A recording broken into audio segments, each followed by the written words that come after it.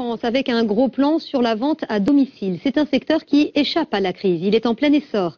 La filière prévoit même de créer 100 000 emplois sur 3 ans. Alors est-ce rémunérateur?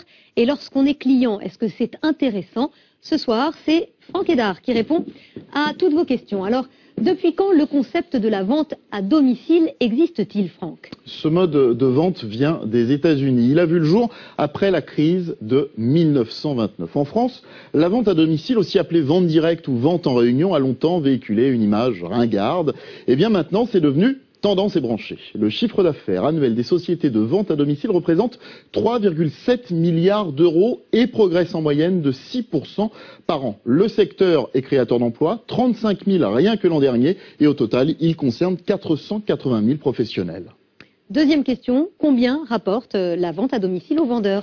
Les vendeurs qui ont le statut de VDI, vendeurs à domicile indépendants, sont rémunérés à la commission entre 20 et 35% par vente. En général, les vendeurs réguliers peuvent espérer gagner l'équivalent d'un SMIC plein temps. À en croire les statistiques de la Fédération de la vente directe, les vendeurs sont en majorité des femmes, à 77%, et 90% des vendeurs effectuent cette activité à temps partiel. Il s'agit donc souvent d'un complément de revenus. Alors si l'aventure vous tente, méfiez-vous des entreprises qui vous demanderaient de suivre une formation payante ou bien réclameraient un droit d'entrée abusif avant de vous lancer dans la vente de leurs produits. Elles sont souvent peu sérieuses. J'ajouterais que c'est un métier exigeant. La moitié des vendeuses jettent l'éponge dans les 6 premiers mois d'activité.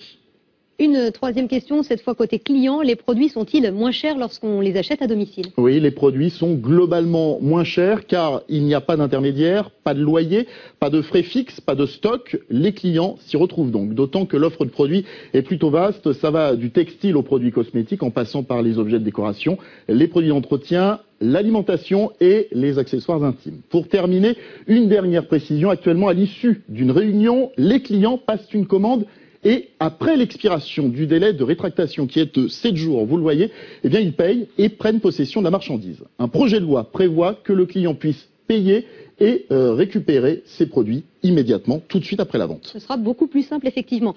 Plus d'informations sur notre site m6actu.fr. Merci Franck.